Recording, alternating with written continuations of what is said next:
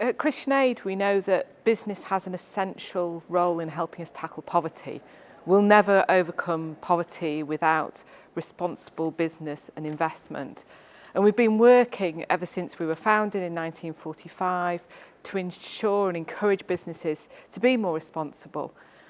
But we formed the SALT network really because we have kind of a conviction that Christians should be at the forefront of a movement for responsible, sustainable and ethical business.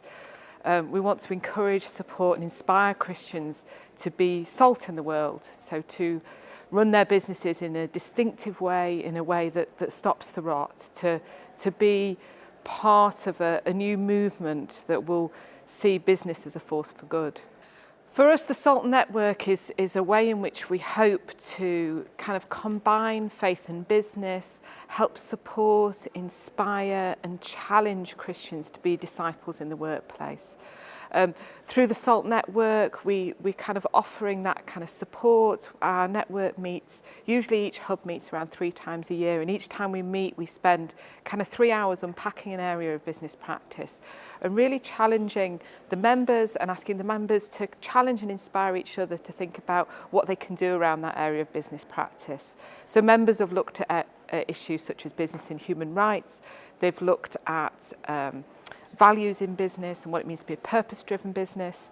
And going forwards, they're going to be looking at issues such as inequality, how we can include people from the margins of society in business, issues such as tax. So really trying to develop that voice for business to really help kind of change our economic outlook. I'm really optimistic about the future. I'm really optimistic about the role that Christians can take in forming a new movement.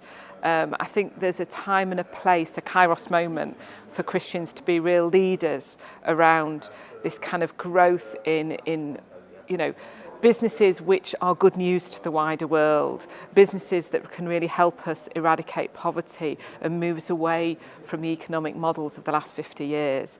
I feel a real excitement about God's presence at this time and this place, and it's been amazing to be part of this conference and think about actually as Christians how we can be stronger together and how we can lead the way into a new world. What is good business and what is bad business? One thing we try to do at SALT is not judge too much on good and bad business. There's lots of examples and legislation in place to try and help us understand good and bad business. But SALT is actually open to anybody in any business.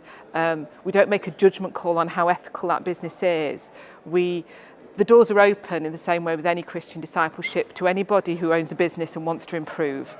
And I think, we have people in the network who run really ethical businesses and have probably thought through, the way their business impacts kind of the planet and people in a really broad way. And other people who've never really thought about the impact their business has on others. So we have people in the network who really have thought about their values and their culture within the company gates, but not outside the company gates. And that's really exciting. For me, actually gathering those people into SALT is really exciting because that's where true discipleship and true change can happen.